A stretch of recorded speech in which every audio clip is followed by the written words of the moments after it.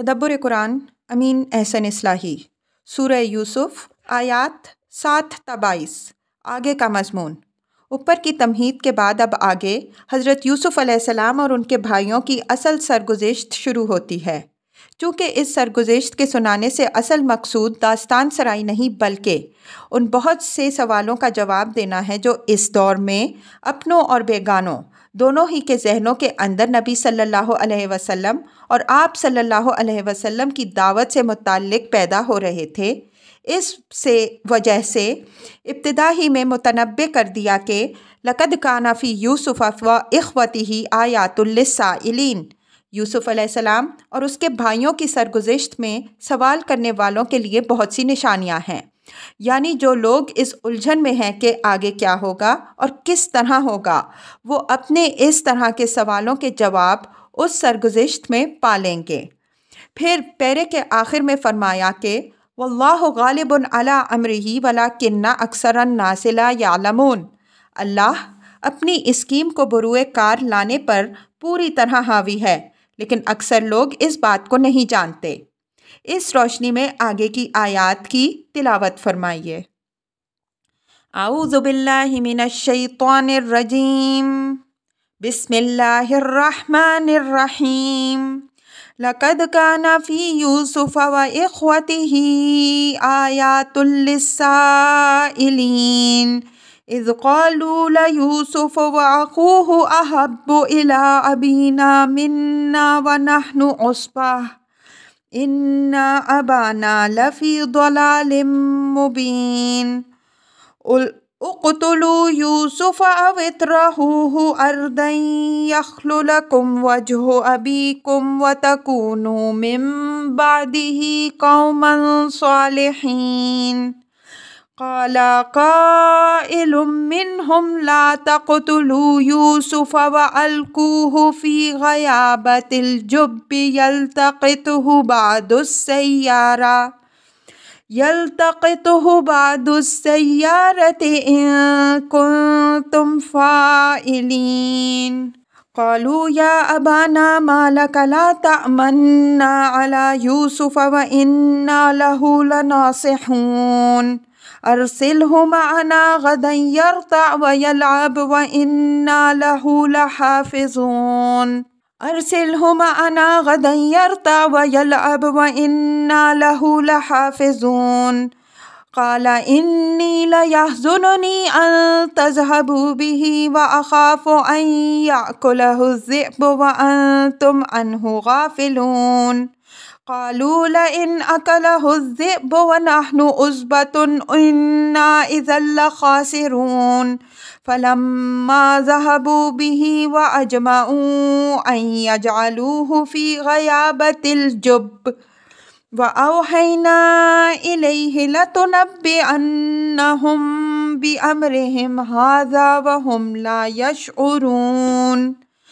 وجاءوا آباهم عشاء يبكون قالوا يا أبانا إنا ذهبنا نستبق وتركنا يوسف عند متاعنا فأكله الذئب وما أنت بمؤمن لنا ولو كنا صادقين وجاءوا على قميصه بدم كذب قال بل سولت لكم أنفسكم أمرا فصبر جميل والله المستعان على ما تصفون وجاءت سيارة فأرسلوا واردهم فأدل دلوه قال يا بشرى هذا غلام وأسروه بضاعة والله عليم بما يعملون وشروه بثمن بخس دراهم معدودة وكانوا فيه من الزاهدين وقال الذي اشتراه من مصر لامرأته أكرمي مثواه أكرمي مثواه عسى أن ينفعنا أو نتخذه ولدا وكذلك مكنا ليوسف في الأرض ولنعلمه من تأويل الأحاديث والله غالب على أمره ولكن أكثر الناس لا يعلمون ولما بلغ أشده آتيناه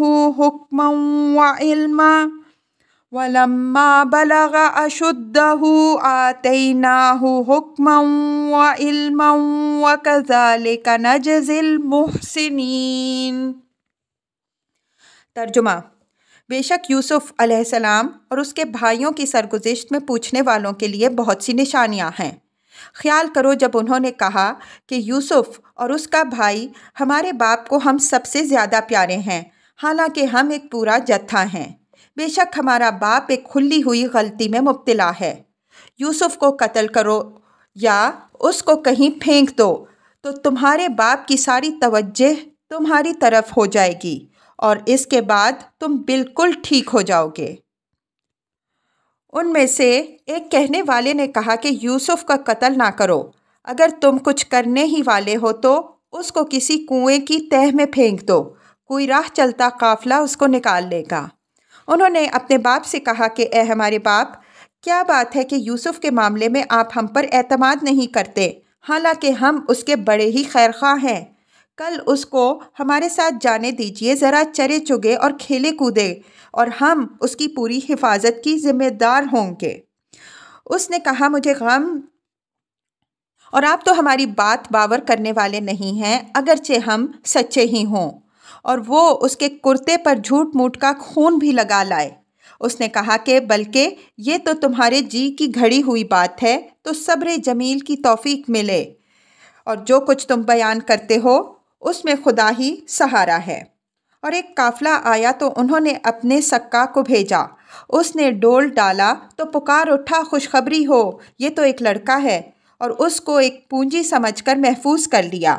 اور اللہ خوب باخبر تھا اس چیز سے جو وہ کر رہے تھے، اور انہوں نے اس کو ایک حقیر قیمت چند درہم کے عوض بیچ دیا، اور وہ اس کے معاملے میں بالکل بے پرواہ تھے۔ اور اہل مصر میں سے جس نے اس کو خریدا، اس نے اپنی بیوی سے کہا کہ ذرا اس کو کھاتے سے رکھیو، امید ہے کہ ہمیں نفع پہنچائے گا یا ہم اس کو بیٹا بنا لیں گے۔ اور اس طرح ہم نے یوسف علیہ السلام کے لیے ملک میں زمین ہموار کی تاکہ ہم اس کو منتخب کریں اور اس کو باتوں کی تعبیر بتائیں، اور اللہ اپنے ارادے کی تنفیذ پر غالب ہے، لیکن اکثر لوگ نہیں جانتے۔ اور جب وہ اپنی پختگی کو پہنچا، ہم نے اس کو حکومت اور علم عطا کیا، اور ہم خوب کاروں کو اسی طرح بدلہ دیا کرتے ہیں۔ الفاظ کی تحقیق اور آیات کی وضاحت۔ لقد کان فی یوسف و اخوتہ آیات للسائلین۔ یہ آیت، جیسا کہ ہم نے تمہید میں اشارہ کیا، اصل سرگزشت کے شروع کرنے سے پہلے ایک تنبیہ ہے کہ مخاطب اس کو محض ایک کہانی کی طرح نہ سنے، بلکہ اس میں ان بہت سے سوالوں کے جواب مضمر ہیں جو دعوت اسلامی کے اس دور میں مخالفین و موافقین دونوں ہی کے ذہنوں میں ابھر رہے تھے۔ اس گروپ کی پچھلی صورتوں میں حق کے غلبے اور باطل کی ہزیمت کا مضمون مختلف اسلوبوں سے بیان ہوا ہے، لیکن جس وقت یہ مضمون بیان ہوا ہے، پورے ملک پر اس طرح کفر کی تاریکی چھائی ہوئی تھی کہ یہ تصور کرنا کچھ آسان نہ تھا کہ یہ تاریکی ایک دن بالکل کافور ہو جائے گی، اور جو شخص آج اپنے چند نہایت مظلوم ساتھیوں کے ساتھ وقت کے متمردین کے ہاتھوں ہر قسم کے مصائب و مظالم کا ہدف ہے، ایک دن آئے گا کہ یہ تمام متمردین اس کے آگے گھٹنے ٹیک کر اس سے رحم و کرم کی التجائیں کریں گے۔ قرآن نے اس تصور کو ذہنوں کے قریب لانے کے لیے یہ سرگزشت سنائی تاکہ اس امر سے متعلق ذہنوں میں جتنے بھی سوالات و شبہات موجود ہوں یا آئندہ پیدا ہو سکتے ہوں وہ دور ہو جائیں، اور لوگوں کو اندازہ ہو جائے کہ خدا کی شانیں یوں ظاہر ہوتی ہیں اور اس کے ارادے اور منصوبے یوں بروئے کار آتے ہیں۔ اذ قالوا لیوسف واخوہ احب الی ابینا منا ونحن عصبہ انا ابانا لفی ضلال مبین۔ عصبہ کے معنی گروہ، جتھا اور جماعت کے ہیں، خاص طور پر وہ گروہ جس کے اندر خون کی عصبیت بھی موجود ہو۔ بدویانہ زندگی میں جب منظم حکومتوں کا وجود نہیں تھا، حمایت و مدافعت کے تمام تر انحصار خاندان اور قبیلہ کی عصبیت ہی پر ہوتا تھا۔ سب سے زیادہ باعزت اور بااثر خاندان وہ سمجھا جاتا تھا جس کے اندر حمایت اور مدافعت کے لیے اٹھنے والے نوجوان سب سے زیادہ ہوں۔ اسی خاندان کو قوم و قبیلہ کی سربراہی حاصل ہوتی تھی اور وہی حکومت کرتا تھا۔ حضرت یوسف علیہ السلام کے بھائیوں نے اسی امر کو مد نظر رکھ کر نعوذ باللہ اپنے باپ کی بے خردی اور ناعاقبت اندیشی پر آپس میں غصے کا اظہار کیا کہ جتھا اور گروہ کی حیثیت تو ہماری ہے، حمایت و مدافعت کا ذریعہ تو ہم بنیں گے، دوسروں پر دھاک تو ہمارے بل بوتے پر بیٹھے گی، لیکن ہمارے باپ کا حال یہ ہے کہ اس کو محبت یوسف اور اس کے بھائی بنیامین سے ہے، اس سے بڑی غلطی اور گمراہی اور کیا ہو سکتی ہے؟ اقتلوا یوسف او اطرحوہ ارضا یخل لکم وجہ ابیکم وتکونوا من بعدہ قوما صالحین۔ لفظ صالح یہاں ٹھیک اپنے لغوی مفہوم میں ہے۔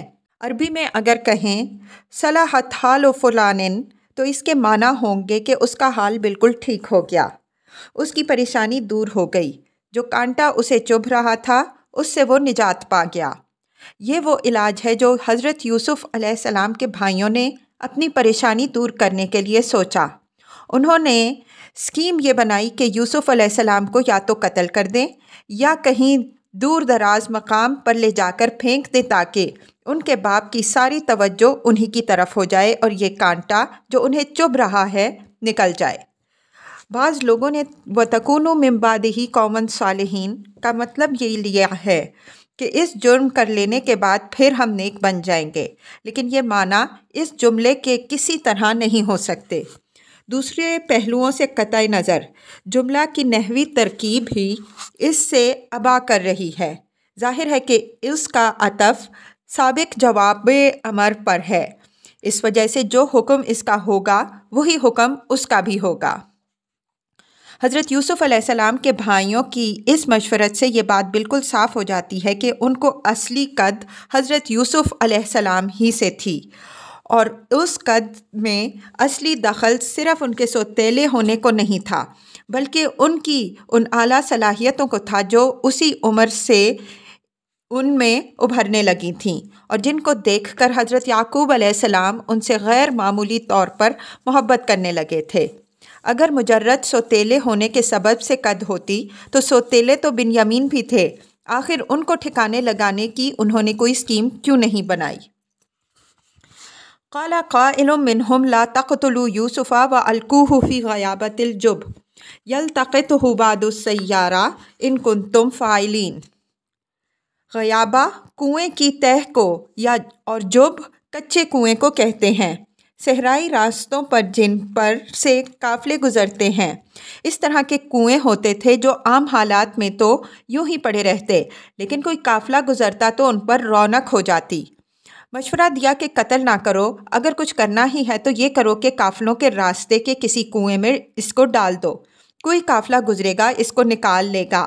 چونکہ اس زمانے میں بردہ فروشی کا عام رواج تھا، اس وجہ سے ممکن ہے یہ خیال بھی ہوا ہو کہ قافلے والے تو اس کو غلام بنا لیں گے یا کسی شہر میں لے جا کر اس کو بیچ دیں گے، اس طرح اس کی جان بھی بچ جائے گی اور تمہارے پہلو کا کانٹا بھی نکل جائے گا۔ بالآخر اسی مشورے پر سب کا اتفاق رائے ہوا۔ قالوا یا ابانا ما لک لا تأمنا علی یوسف وإنا لہ لناصحون ارسلہ معنا غدا یرتع ویلعب وإنا لہ لحافظون۔ یرتع ویلعب کا لغوی مفہوم تو یہ ہے کہ ذرا چرے چگے اور کھیلے کودے، لیکن یہ نہایت خوبصورت تعبیر ہے پکنک منانے کی۔ بدویانہ دور زندگی میں جی بہلانے کے جو طریقے بہت مقبول و محبوب رہے ہیں ان میں پکنک کو خاص اہمیت رہی ہے۔ شعرائے جاہلیت اپنے قصائد میں بڑی دلچسپی سے اس کا ذکر کرتے ہیں۔ حضرت یوسف علیہ السلام کے بھائیوں نے بھی مذکور بالا رائے پر اتفاق لینے کے بعد حضرت یعقوب علیہ السلام کو شیشہ میں اتارنے کے لیے ان کو یہی سبز باغ دکھانے کی کوشش کی۔ سب مل کر ان کی خدمت میں حاضر ہوئے۔ پہلے تو اپنا اعتماد جمانے کے لیے یہ کہا کہ کیا بات ہے کہ یوسف علیہ السلام کے معاملے میں آپ ہم پر اعتماد نہیں کرتے، حالانکہ ہم تو اس کے بڑے ہی خیرخواہ اور محبت کرنے والے ہیں۔ پھر ان کے سامنے اپنا پکنک کا پروگرام پیش کیا کہ کل ہم نے تفریح کا پروگرام بنایا ہے اور ہماری دلی آرزو ہے کہ یوسف علیہ السلام بھی اس پروگرام میں شریک ہو، ذرا پھل کھائے گا، ہمارے ساتھ کھیلے کودے گا، اور آپ پوری طرح مطمئن رہیں کہ کسی بات کا اندیشہ نہیں ہے۔ اگر کوئی خطرہ ہوا تو ہم سب اس کی حفاظت کے لیے موجود ہیں۔ قال انی لیحزننی ان تذهبوا به واخاف ان یاکلہ الذئب وانتم عنہ غافلون قالوا لئن اکلہ الذئب ونحن عصبہ انا اذا لخاسرون۔ حضرت یعقوب علیہ السلام نے فرمایا کہ مجھے غم اور اندیشہ ہے تو اس بات کا ہے کہ تم اس کو لے جاؤ گے اور تم تو اپنے کھیل کود، اپنی دلچسپیوں میں مصروف ہو جاؤ گے، اور تمہاری غفلت میں اس کو کوئی بھیڑیا کھا جائے۔ معلوم ہوتا ہے اس علاقے میں بھیڑیوں کی کثرت تھی اور آدمیوں پر ان کے حملوں کی وارداتیں ہوتی رہتی تھیں۔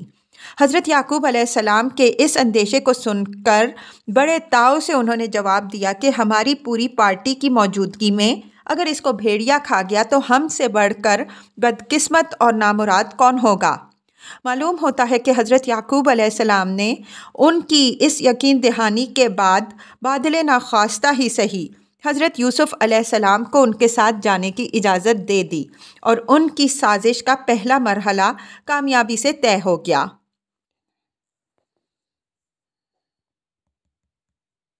فلما ذهبوا به وأجمعوا أن يجعلوه في غيابة الجب وأوحينا إليه لتنبئنهم بأمرهم هذا وهم لا يشعرون وجاءوا آباهم عشاء يبكون قالوا يا أبانا إنا ذهبنا نستبق وتركنا يوسف عند متاعنا فأكله الذئب وما أنت بمؤمن لنا ولو كنا صادقين۔ ان آیات میں یہ بات یاد رکھنے کی ہے کہ لما کا جواب قالو یا ابانا الل آیا ہے۔ بات کو سمیٹنے کے لیے بیچ کی کئی باتوں کو لما ہی کے تحت کر دیا ہے، یعنی جب انہوں نے اس کو کنویں میں ڈالنے کا فیصلہ کر لیا اور یوسف علیہ السلام کو یہ خوشخبری بھی الہام کر دی گئی کہ تم اس آفت سے نجات پاؤ گے اور ایک دن آئے گا کہ تم ان کو ان کی اس کارستانی سے آگاہ کرو گے، اور وہ روتے ہوئے اپنے باپ کے پاس رات میں آئے۔ تب انہوں نے یہ کہا کہ ہم تو یوسف علیہ السلام کو سامان کے پاس چھوڑ کر دوڑ لگاتے ہوئے دور نکل گئے اور یوسف علیہ السلام کو بھیڑیا کھا گیا۔ اس اجاز کا فائدہ یہ ہوا کہ سرگزشت کے تمام اجزاء کی طرف اشارہ بھی ہو گیا اور اصل نقطہ سے مخاطب کی توجہ ہٹنے بھی نہ پائی۔ اب اس کے اجزاء پر نظر ڈال لیجئے۔ فلما ذهبوا به واجمعوا ان يجعلوه في غيابة الجب، یعنی حضرت یعقوب علیہ السلام کو کسی نہ کسی طرح راضی کر ہی لیا اور یوسف علیہ السلام کو ساتھ لے گئے اور اس بات پر بھی اتفاق کر لیا کہ اس کو کنویں میں ڈال دیں۔ اس سے یہ بات نکلتی ہے کہ اس امر میں اختلاف اگرچہ آخر تک موجود رہا کہ یوسف علیہ السلام کو قتل کریں یا کنویں میں ڈالیں، لیکن بالآخر کنویں والی تجویز ہی پر سب کا اتفاق اور اسی پر عمل ہوا۔ وَأَوْحَيْنَا إِلَيْهِ لَتُنَبِّئَنَّهُمْ بِأَمْرِهِمْ هَذَا وَهُمْ لَا يَشْعُرُونَ۔ یہاں وہی سے مراد اصطلاحی وہی نہیں بلکہ مراد دل میں بات ڈال دینا ہے۔ صالحین کو ظالمین اور شریروں کے ہاتھوں جب کوئی آزمائش پیش آتی ہے تو اللہ تعالیٰ جس وقت ظالموں کو ڈھیل دیتا ہے اسی وقت مظلوم کے دل پر بھی غیب سے سکینت و طمانینت، تسلی اور بشارت نازل فرماتا ہے۔ اس کا تجربہ کم و بیش ہر اس شخص کو ہوتا ہے جس کو اللہ تعالیٰ کی راہ میں کوئی تکلیف اٹھانے کی سعادت حاصل ہوتی ہے۔ یہ چیز آپ سے آپ دل پر نازل ہوتی ہے اور پھر دل کو اس طرح اپنے رنگ میں رنگ لیتی ہے کہ بڑی سے بڑی مصیبت کی اہمیت بھی پرکاہ کے برابر نہیں رہ جاتی۔ حضرت یوسف علیہ السلام کے دل پر بھی اللہ تعالیٰ کی طرف سے یہ بات ڈال دی گئی کہ یہ آزمائش وقتی اور عارضی ہے۔ وہ وقت آئے گا جب تم ان لوگوں کو ان کی کارستانی سے آگاہ کرو گے اور تم اس وقت ایسے منصب بلند پر ہوگے کہ یہ گمان بھی نہ کر سکیں گے کہ یہ انہی کا وہی بھائی ہے۔ ان سے بات کر رہا ہے جس کو انہوں نے اندھے کنویں میں پھینکا تھا۔ اس کی تفصیل آیت 90 کے تحت آئے گی۔ وَجَاءُوا آبَاهُمْ عِشَاءً يَبْكُونَ، یعنی یہ کارستانی انجام دے کر کچھ رات گئے منہ بسورتے ہوئے آنسو بہاتے ہوئے باپ کے پاس آئے۔ کچھ رات گئے آنے میں ممکن ہے یہ مصلحت مد نظر رہی ہو کہ اگر باپ کے دل میں تلاش و تحقیق کا کوئی خیال پیدا ہو تو اس کا بھی کوئی امکان باقی نہ رہے۔ وَقَالُوا يَا أَبَانَا إِنَّا ذَهَبْنَا نَسْتَبِقُ وَتَرَكْنَا يُوسُفَ عِنْدَ مَتَاعِنَا فَأَكَلَهُ الذِّئْبُ۔ یہ وہ اصل بات ہے جو انہوں نے اپنی صفائی میں پیش کی۔ استباق کے معنی دوڑنے، جھپٹنے اور ایک دوسرے سے آگے نکل جانے کے ہیں۔ اسی سورہ میں آگے استبق الباب آیا ہے، یعنی وہ دونوں دروازے کی طرف جھپٹے۔ ان لوگوں نے اپنے لیے عذر تلاش کرنے میں کچھ زیادہ ذہانت کا ثبوت نہیں دیا۔ حضرت یعقوب علیہ السلام نے ان کے سامنے بھیڑیے کا جو اندیشہ ظاہر کیا تھا اسی سے انہوں نے بات بنا لی کہ باپ کے ذہن میں بھیڑیے کا اندیشہ تو موجود ہے ہی، تو کیوں نہ اس کی آڑ میں پناہ لی جائے۔ چنانچہ انہوں نے حضرت یعقوب علیہ السلام ہی کی بات دہرا دی کہ ہم تو یوسف علیہ السلام کو سامان کے پاس چھوڑ کر دوڑ لگاتے ہوئے دور نکل گئے اور پھر بھیڑیا آیا اور یوسف علیہ السلام کو کھا گیا۔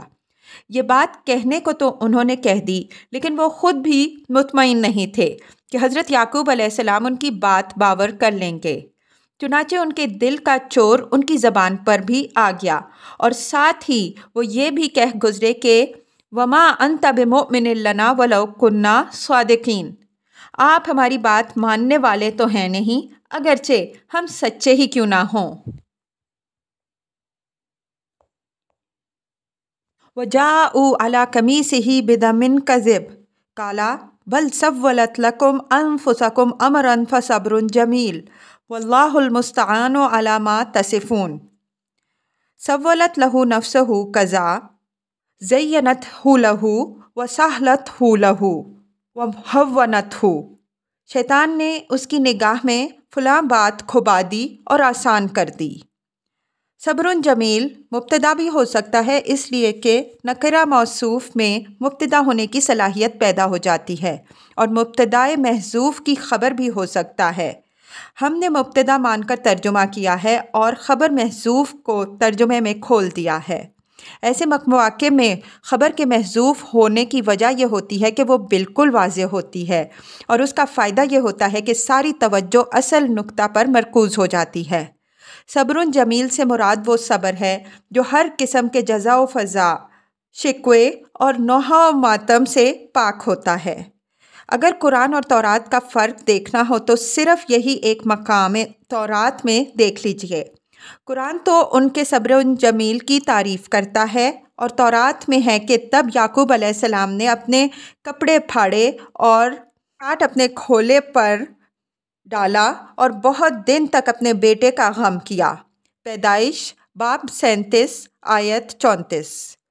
حضرت یعقوب علیہ السلام کو اپنی بات باور کرانے کے لیے ان لوگوں نے تدبیر یہ دی کہ حضرت یوسف علیہ السلام کی قمیص پر کسی چیز کے خون کے دھبے بھی ڈال لائے، لیکن حضرت یعقوب علیہ السلام نے ایک لمحے کے لیے بھی ان کی بات باور نہیں کی۔ سنتے ہی فرمایا کہ یہ سب کچھ تمہارا من گھڑت قصہ ہے، تو صبر جمیل کی توفیق ملے، اور جو کچھ تم بیان کرتے ہو اللہ ہی مدد فرمائے تو اس کا عقدہ کھلے۔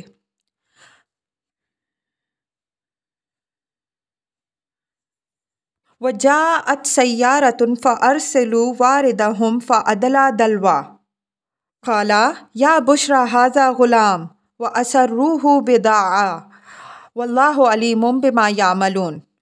واردن کے اصلی معنی تو کسی گھاٹ یا چشمے پر اترنے والے کے ہیں۔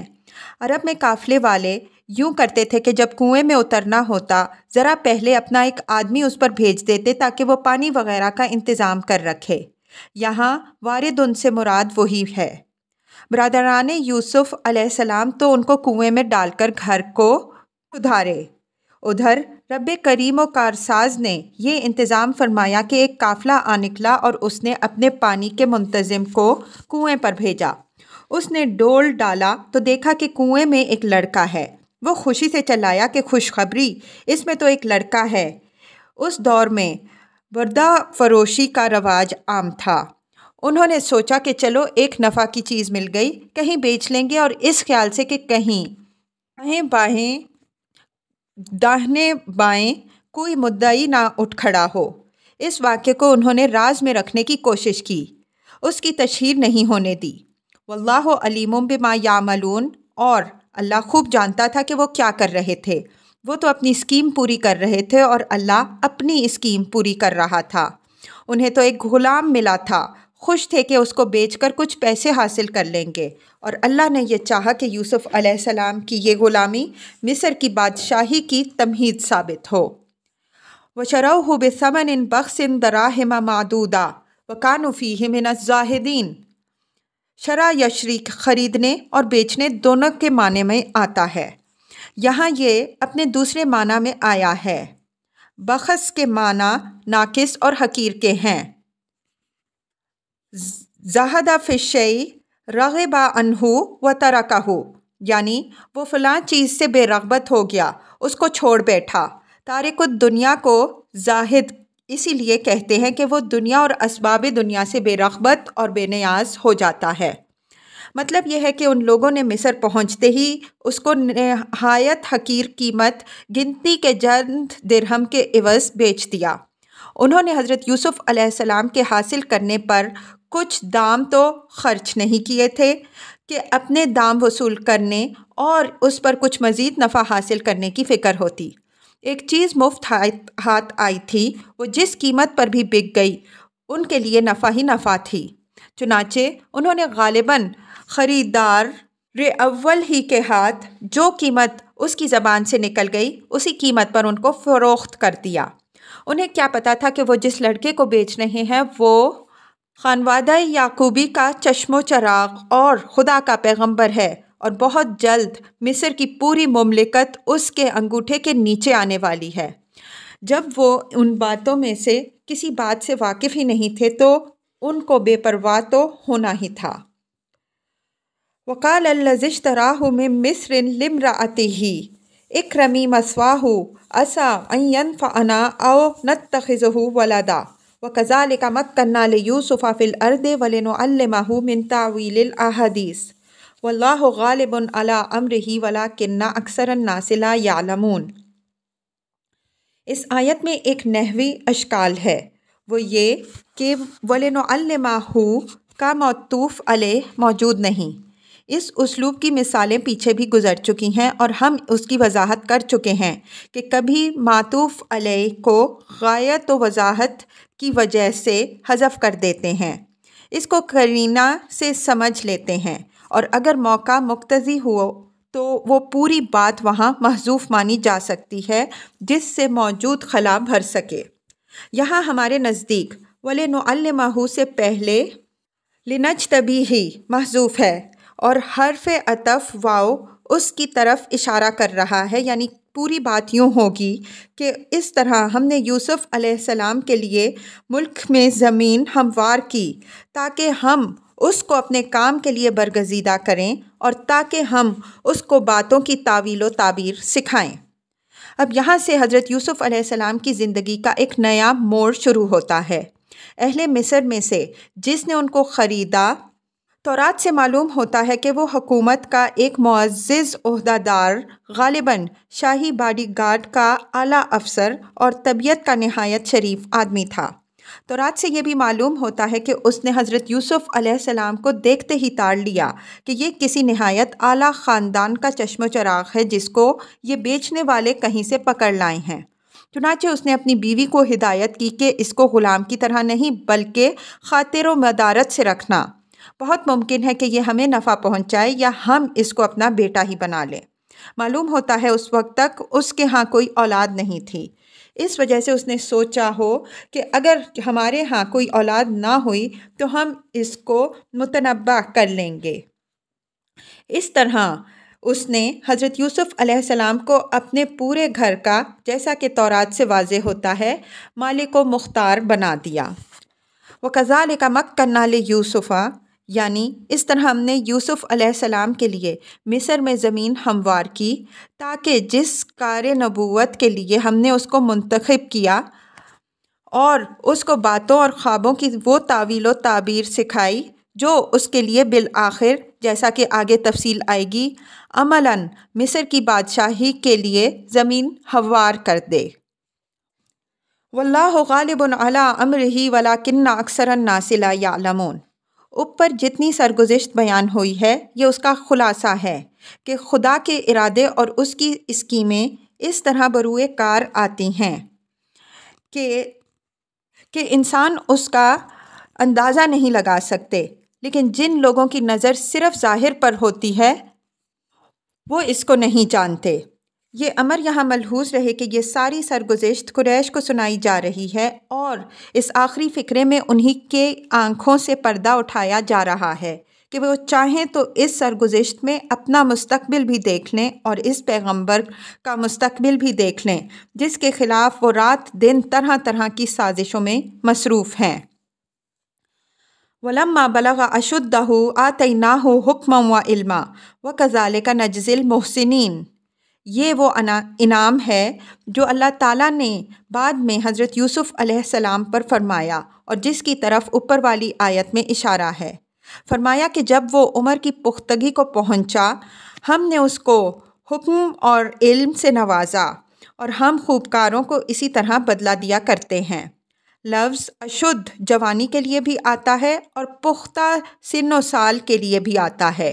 مثلاً حتیٰ اذا بلغ اشدہ وبلغ 40 سنہ، یہاں تک کہ جب وہ اپنی پختگی کو پہنچا اور 40 سال کا ہوا۔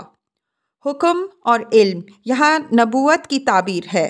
حکم سے مراد قوت فیصلہ بھی ہے اور حکومت بھی، اور یہ دونوں ہی چیزیں حضرت یوسف علیہ السلام کو عطا ہوئیں۔ علم سے مراد وہ علم ہے جو حضرات انبیاء علیہم السلام کو وحی کے ذریعے سے عطا ہوتا ہے۔ آخر میں یہ واضح فرمایا کہ یہ انعام جو یوسف علیہ السلام پر ہوا تو اس لیے ہوا کہ وہ خوب کار تھے، انہوں نے خدا کے حقوق و فرائض کو پہچانا اور ہر امتحان میں پورے اترے، تو خدا نے ان کو اپنی نبوت کے لیے انتخاب فرمایا۔